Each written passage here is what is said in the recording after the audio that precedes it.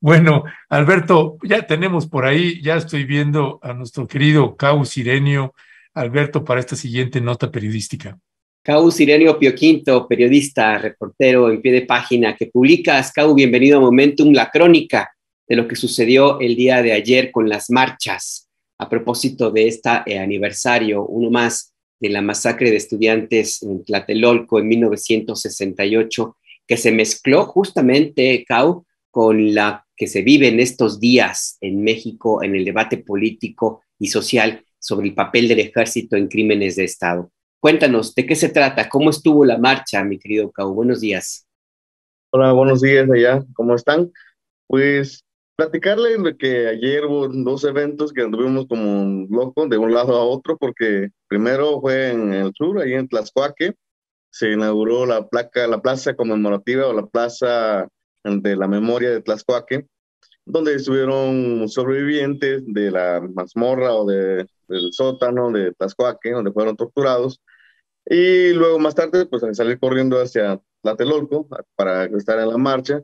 Pues la marcha, como cada año, lo encabezan el Comité Histórico de 68, luego después siguen los papás de los 43 normalistas, siempre en los últimos 5 años, la FECSON, la Federación de Estudiantes Campesinos Socialistas de México, siempre ha estado después de los papás, como una forma de protección a los estudiantes normalistas, y luego las universidades, las organizaciones sindicales y, y otros. Y ayer pues marcharon los colectivos de los desaparecidos con esa lona, manta gigante de 400 metros que cubrió casi gran parte de la marcha.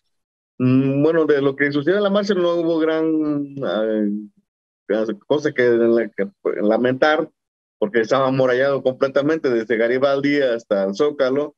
De hecho, la entrada por Madero también estaba amurallado, no podía uno, si uno por error se metió ahí en Madero, pues no podía llegar al Zócalo.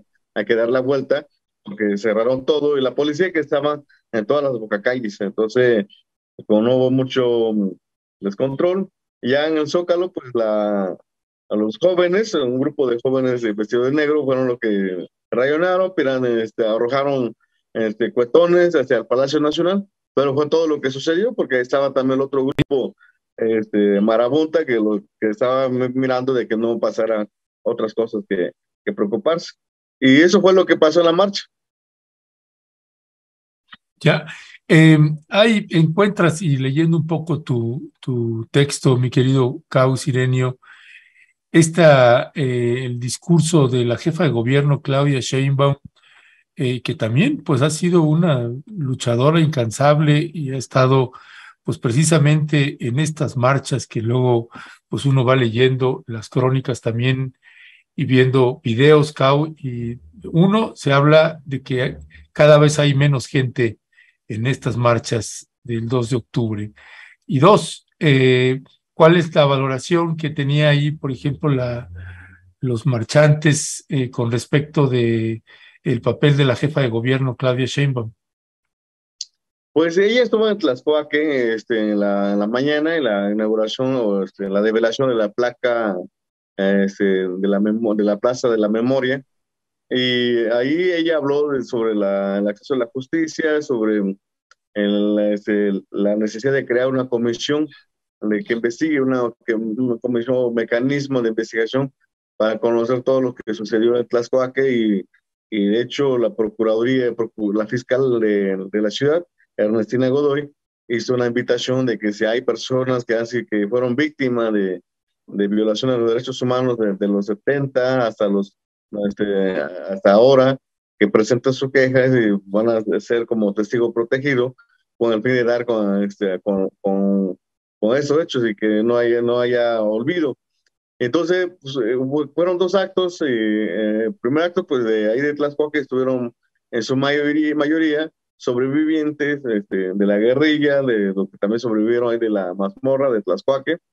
Y el mediodía, pues, estuvo la marcha. Y lo cierto es que estuvo pues, se vio muy pequeña la marcha, muy poca gente, asistencia que hubo.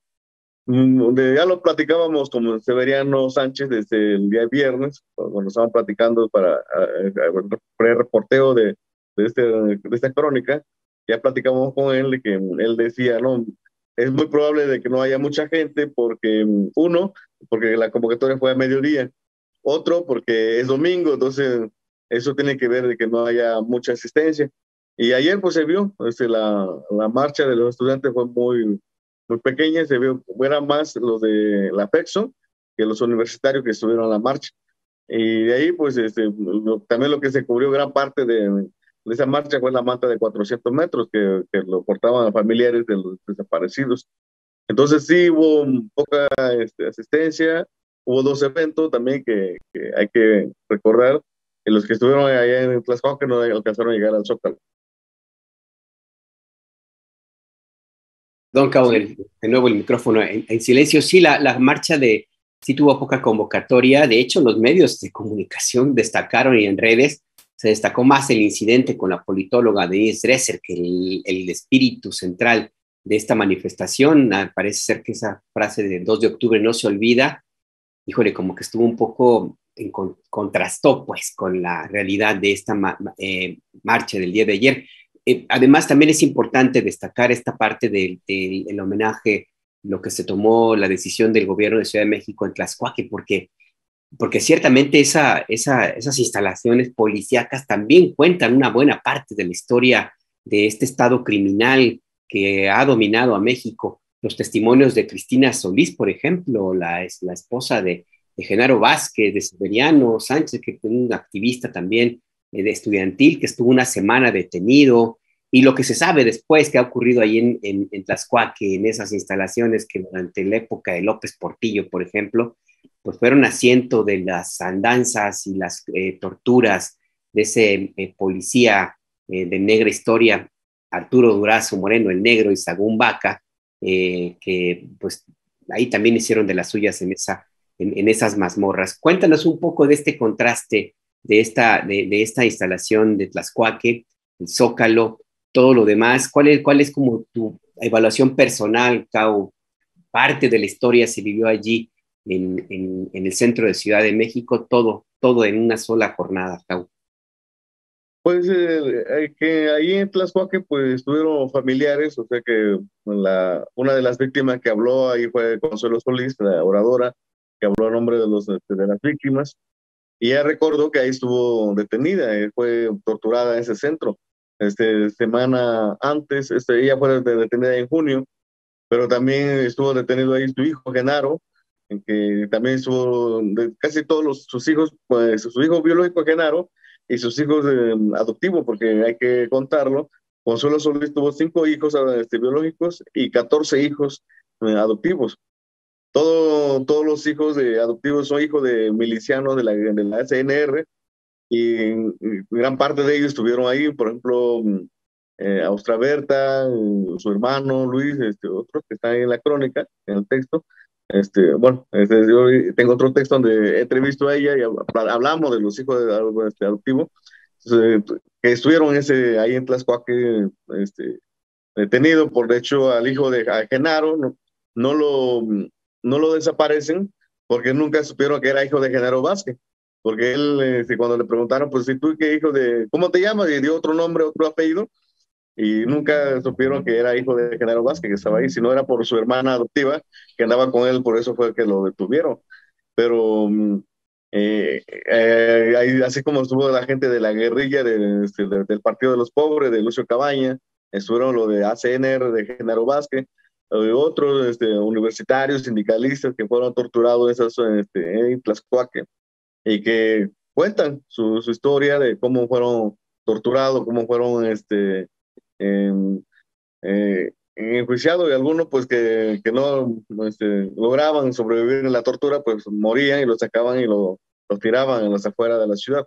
Esa era la historia, o es la historia de Tlaxcuaque, y, y eso pues es una historia de dolor, donde las víctimas hablan de los sucesos, y mientras que en el Zócalo pues la indignación, la justicia y la demanda perenne de que hay que investigar al ejército, que fue el ejército que estuvo en el 68, que en el 72, en el 71 en México, Tacuba, por el metro normal, en 71, y fueron también los que estuvieron en 40, con los 43 de Iguala. Entonces esa es la demanda, la consigna central de toda esta marcha, ¿no? Entonces, lo que se pide, lo que se exige es investigación para dar con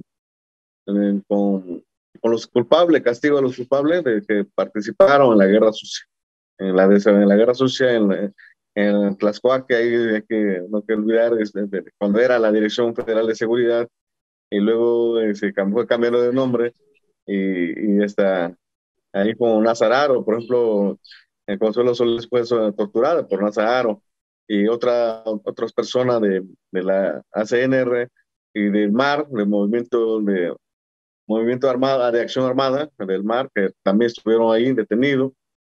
Severiano, que era el líder estudiantil, que estuvo en el 68, luego se convirtió en líder estudiantil del Politécnico, fue herido en la balacera aquí en el Metro Normal, y luego pues detenido un año después, torturado ahí en Tlaxcuaque. Y él dice, si no hubiera sido por los estudiantes, por los politécnicos que accionaron y buscaron la forma para liberarlo, ahí estuviera desaparecido. Entonces esa es la historia, ¿no? Son dos contrastes que narra el dolor, donde por un lado los sobrevivientes cuentan lo que vivieron ahí, y por el otro lado pues la exigencia de justicia que no llega. Ya, pues Cau Cirenio, te queremos agradecer como siempre que nos hayas acompañado, que nos hayas tomado la llamada, Cau, y pues vamos a seguir ahí al habla porque sí, estas son las historias interminables y vamos a ver en qué depara. Cau, te mandamos un fuerte abrazo, muchas gracias. Abrazo a todos allá. Saludos. Hasta luego, Cau, cuídate, gracias.